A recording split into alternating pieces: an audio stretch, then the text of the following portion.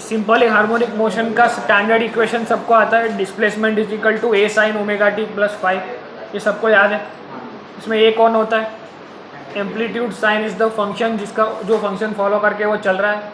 Omega T plus 5 क्या होता है? फेज। और y is equal to displacement.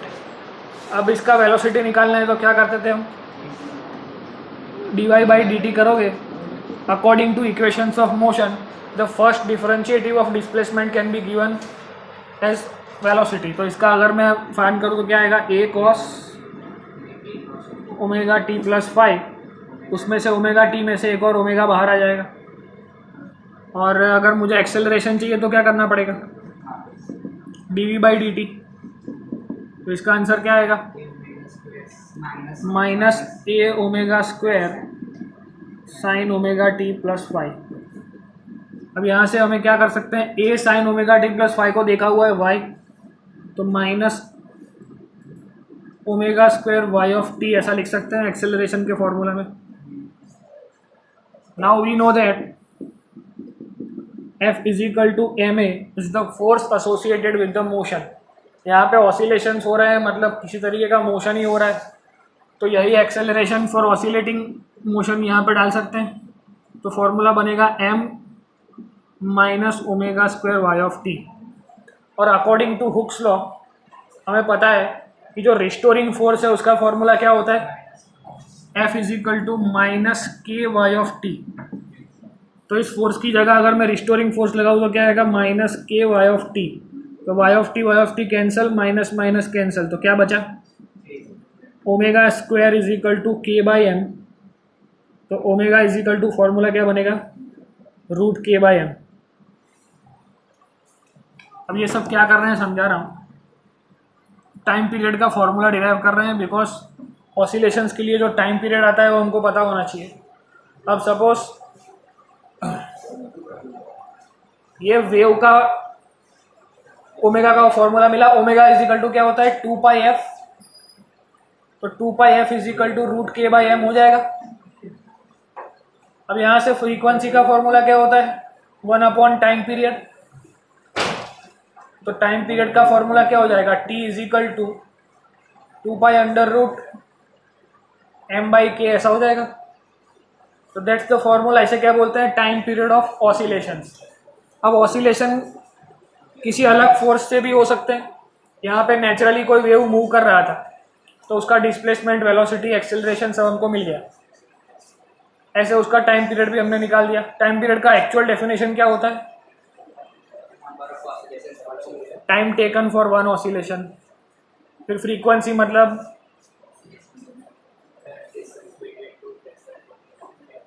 Frequency मतलब 1 अपॉन टाइम पीरियड। फिर ओमेगा मतलब क्या होता है? 2 पाई एफ। तो ये सारे फॉर्मूला हमको आने चाहिए जब ऑसिलेशंस की बात आती है तब।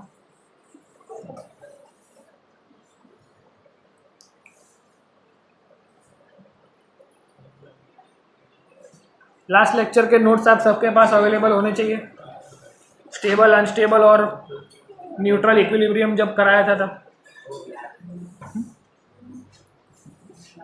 પોતાનું લખેલું હોય તો વધારે સારું।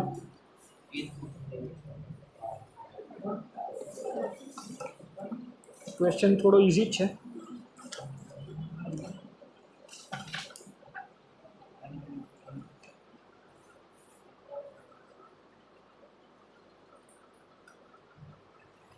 चलो लिख लिया सबने?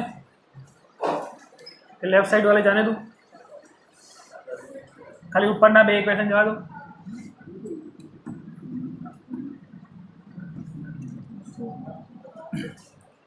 तो इस थियरी से हमें उसको कनेक्ट करना है, ठीक है। अब हमारे पास कंटेंट क्वेश्चन क्या बन के आएगा? We have 2 charges and 1 charge capital Q is placed on the centre of this system. अब सेंटर ऑफ दिस सिस्टम पे Q चार्ज रख दिया। ये कौन सा इक्विलिब्रियम होता है? ये कौन सा इक्विलिब्रियम होगा अगर मैं बीच में कोई चार्ज रख दूंगा तो? Stable equilibrium. अब ऐसे ही क्वेश्चन हमने सॉल्व किए हैं। This 2 charges are separated by the length 2L now if we displace capital Q by x, थोड़ा x डिस्टेंस जितना मैं उसको अगर डिस्प्लेस करूंगा तो सिचुएशन क्या होगी, यहाँ पे x जितना उसको डिस्प्लेस करके अगर छोड़ दूंगा तो क्या होगा, ये दोनों फिक्स है, both the charges are fixed, इसको कोई हिला नहीं सकता। इसको जरी थोड़ा सा डिस्प्लेसमेंट देके अगर छोड़ देंगे तो क्या होगा, ये यहाँ से इसको रिपेल करेगा, तो वापस यहाँ आएगा, वापस यहाँ आएगा, तो some kind of oscillations are generating. ऐसा समझ में आ रहा है? So what would be the time period of this particular oscillation of the capital charge Q? Oscillation करेगा वो समझ में आ रहा है सबको, कि उसको थोड़ा डिस्प्लेसमेंट देके छोड़ देंगे तो वो ऑसिलेशन करेगा अपनी मीन पोजीशन के अराउंड, तो उसने जो ऑसिलेशन किया उसका टाइम पीरियड क्या होगा?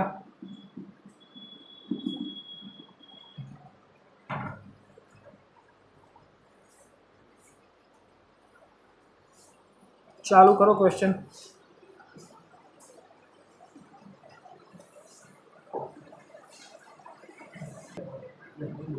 अब एक्चुअल क्वेश्चन में L है, पर इजी लगे इजी रहे उसके लिए मैंने इसको 2L कर दिया। इससे क्या होगा, जब हम फोर्स बनाएंगे, ऑसिलेशन स्टार्ट कैसे होते हैं ये देखो, इस चार्ज को पकड़ के रखा, इसके ऊपर रिपल्सिव फोर्स, चार्ज यहाँ तक पहुँचा, जैसे ही यहाँ तक पहुँचा इसने इसके ऊपर फोर्स लगाया और वो वापस यहाँ जाएगा।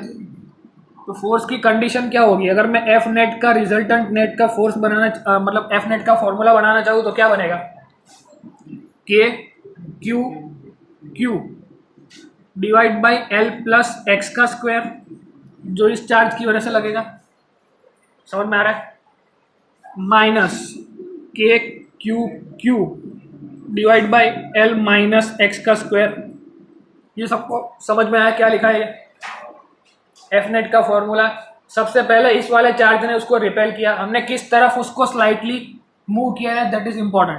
अगर इस तरफ किया होता तो एल प्लस एक्स, पहले ये फोर्स लगा था, पहले इसने फोर्स लगाया, फिर इस वाले ने फोर्स लगाया, तो वो माइनस करेंगे तो टोटल एफ नेट मिलेगा।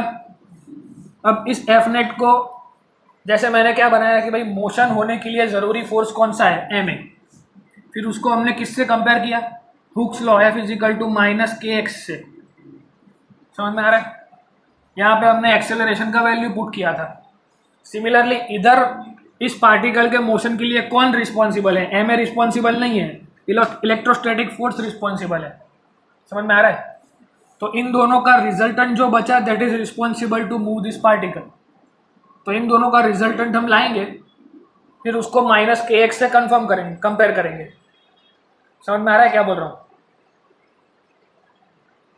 कोई बात,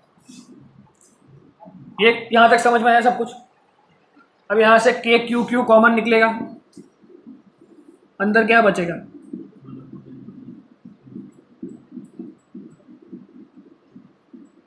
अब इसको सॉल्व करो, आगे क्या आता है, ये यहाँ मल्टीपल होगा, यहाँ मल्टीप्लाई होगा, नीचे दोनों का मल्टीप्लिकेशन होगा।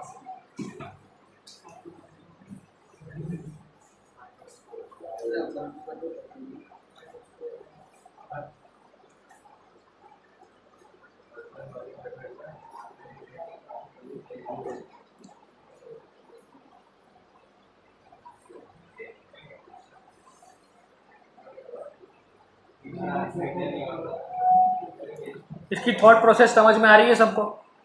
विच force is involve to create oscillation, सबसे पहला क्वेश्चन हमारा ये होना चाहिए। यहाँ पे कौन सा फोर्स था, m a force was involve to create oscillation, तो हमने m a equal to Hooke's law करा दिया, तो आंसर आ गया टाइम पीरियड का। सिमिलरली यहाँ पे क्या कराना है, जो फोर्स मिलेगा वो फोर्स को कंपेयर करा देंगे इस के एक्स के फॉर्मूला से, वहाँ पे जो हमको मिलेगा एक्स की बाजू में, दैट विल बी योर के, सिंपली उसको टाइम पीरियड के फॉर्मूला में के की जगह पुट कर देंगे तो टाइम पीरियड मिल जाएगा। सबसे पहले एल माइनस एक्स का होल स्क्वायर यहाँ आएगा, माइनस एल प्लस एक्स का होल स्क्वायर इधर, और ए प्लस बी, ए माइनस बी, तो क्या होता है ए स्क्वायर, ए माइनस बी का होल, ए स्क्वायर माइनस बी स्क्वायर, ये उसका भी स्क्वायर है तो उसका भी स्क्वायर हो जाएगा। आउट था तो कोई भूल जाए के क्यू क्यू बचा। अब इस ऊपर वाले को सॉल्व करो, एल स्क्वायर माइनस 2LX नहीं कहीं बहुत से कुछ बचेगा -4LX बच रहा है।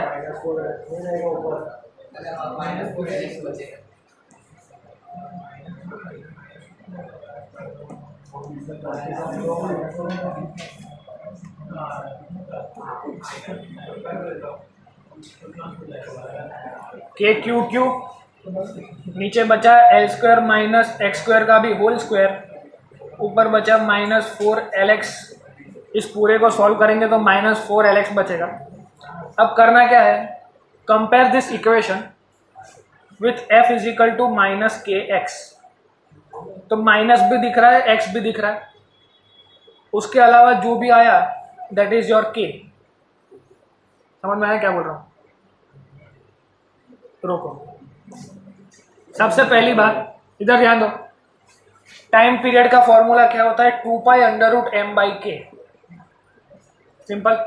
तो हमको ये k चाहिए, ये तो इलेक्ट्रोस्टैटिक कांस्टेंट k है, वो अलग बात है। समझ में आ रहा है? अब इस पूरे फोर्स में, अब इधर ध्यान से देखो, x को एलिमिनेट करना है, नीचे से x को हटाना है। कैसे हटा, क्यों हटाना है? बिकॉज हमने स्लाइटली डिस्प्लेस किया है, तो L जो है वो डबल ग्रेटर देन है x से। Distance between the two charge is very large than the small x, because वो स्लाइटली डिस्प्लेस्ड हुआ है। तो नीचे से x को हम नेग्लेक्ट कर सकते हैं, इग्नोर कर सकते हैं। तो x को इग्नोर करेंगे तो क्या बचेगा, के क्यू क्यू, माइनस को आगे ले जाओ, नीचे वाला एल स्क्वायर का भी स्क्वायर तो L⁴ होगा, वो इसके साथ कट जाएगा तो L³ बचेगा। तो -4k⁴ इंटू x ऐसा बचा। Now compare this equation with Hooke's law, तो भाई -kx के साथ इसको कंपेयर करो तो दिस k इसके साथ रिजेंबल हो रहा है। अब सिंपली टाइम पीरियड का फॉर्मूला है t is equal to 2π√m/k। तो 2π m का m की जगह जो k है, k की जगह ये पूरा उठा के यहाँ रख दो। समझ में आना है क्या करना है? तो क्या लिखेंगे इधर, 4k⁵ L³। This is your time period for this kind of oscillation.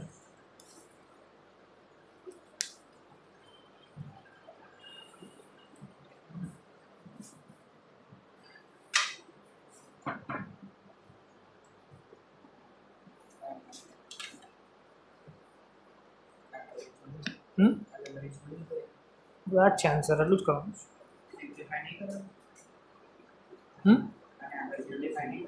नहीं करो।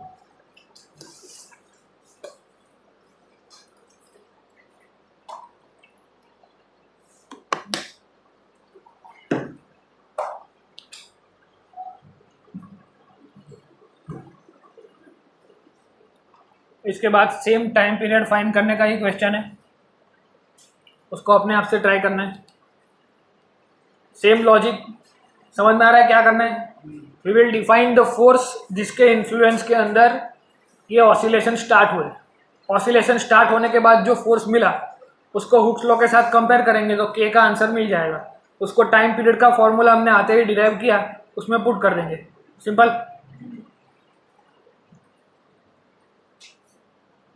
मतलब इस बार आपका 11th का ऑसिलेशन का टाइम पीरियड कैसे फाइंड करते हैं, ऑसिलेशन का डिस्प्लेसमेंट क्या होता है, वेलोसिटी क्या होता है, एक्सेलरेशन क्या होता है, सब कुछ क्लियर हो जाएगा। फोर्स लॉ ऑफ ऑसिलेशन वो भी बीच में आ गया, इसमें m⍵² ये वाला जो फॉर्मूला बना वो फोर्स लॉ बन जाता है। चलो इसको निकाल दें, हो गया।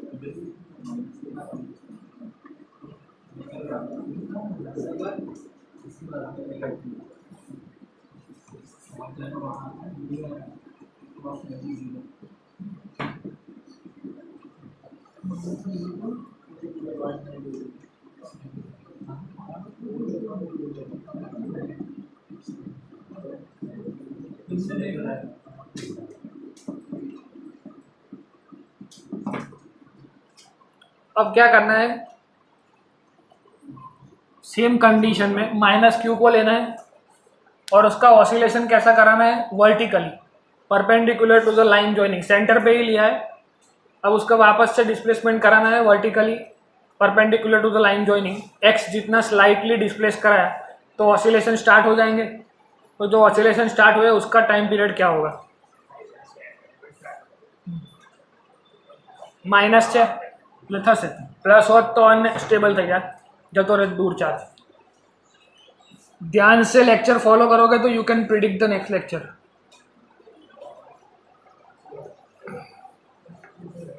कि कौन सा क्वेश्चन आएगा, इसको कैसे सॉल्व करना है, इसकी मेथड भी मैं ऐसा ही कराता हूँ जो एक जैसा ही है, तो आपके दिमाग में सोचना भी फिक्स हो जाएगा कि 11th में जैसे सोचते थे वही इसमें सोचना है।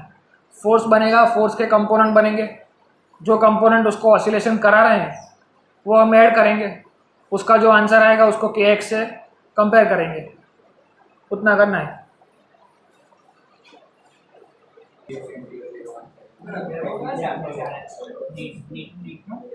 चैप्टर 3 चाले છે। इधर ध्यान दो, क्या सोचोगे आप, सबसे पहले इस एल के दो टुकड़े करो। अब ऑलवेज फोर्स कहाँ पे लगता है, तो line joining the two particles, line joining the two particles. तो क्यू की वजह से माइनस क्यू पे अट्रैक्टिव, इसकी वजह से भी अट्रैक्टिव। अब यहाँ पे कोई एंगल थीटा बन गया है, तो इस फोर्स के कौन से कंपोनेंट, सबसे पहले ये हॉरिजॉन्टल कंपोनेंट तो कैंसिल हो गए, वर्टिकल कंपोनेंट ओनली बचे, जो उसको नीचे लाएगा फिर वापस ऊपर ले जाएगा। तो एफ नेट का आंसर क्या आएगा, क्योंकि भाई एफ कॉस, इसका भी एफ कॉस, तो 2f cos theta minus Y में आ रहा है इसलिए माइनस। समझ में आ रहा है, डायरेक्शन उसका नीचे है। अब एफ का फॉर्मूला बनाओ, एफ का फॉर्मूला क्या बनेगा, के Q Q upon distance between them का स्क्वायर। तो डिस्टेंस बिटवीन देम कैसे मिलेगा, परपेंडिकुलर हो जाएगा। तो पाइथागोरस बनाओ, x square plus L square, तो यहाँ का पार्टिकल के बीच का डिस्टेंस क्या बना, root l square plus x square. तो फोर्स बना l square plus x square. तो ये फोर्स है, उसके दोनों के थीटा वाले कंपोनेंट नीचे की तरफ है। अब इसको सॉल्व करेंगे, कॉस थीटा का भी एक फॉर्मूला बनेगा, उसको रिप्लेस कराओ यहाँ से। डायग्राम में से कॉस थीटा का फॉर्मूला क्या बनेगा, एडजेसेंट अपॉन हाइपोटेनियस। तो कॉस थीटा को भी रिप्लेस कराओ, एडजेसेंट कौन है, एक्स अपॉन हाइपोटेनियस कौन है, root l square plus x square minus 2। F की जगह ये पूरा इधर लिख सकते हो। इसको पूरा सॉल्व करके लास्ट में उसको कंपेयर करो के एक्स के साथ, उसमें से x को एलिमिनेट करो because l is double greater then x है। जो बचेगा x k के साथ जो कंपेयर करेंगे, जो आंसर आएगा उसको again t is equal to 2 pi under root m by k में पुट कर देंगे। सिंपल, सेम मेथड, सेम काम कस्तू नવું करवाना है।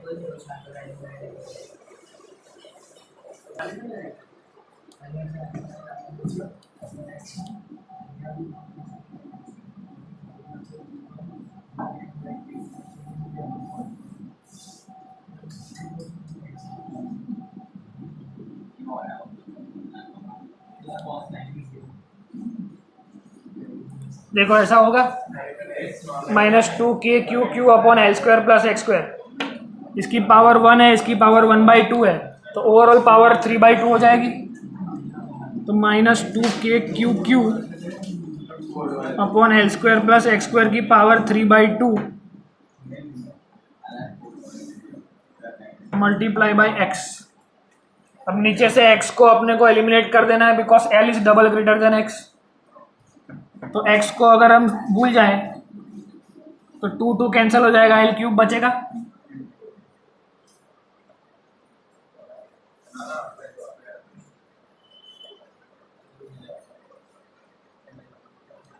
तो एल क्यूब बजा वजन, बस इसको F is equal to minus k x से कंपेयर करोगे तो दिस इज योर के, उसको वहाँ पुट कर दो बस। तो आज आटलू रखिए, नेक्स्ट क्लास में क्या करके आओगे, ये वाला टॉपिक सर्कुलर मोशन में से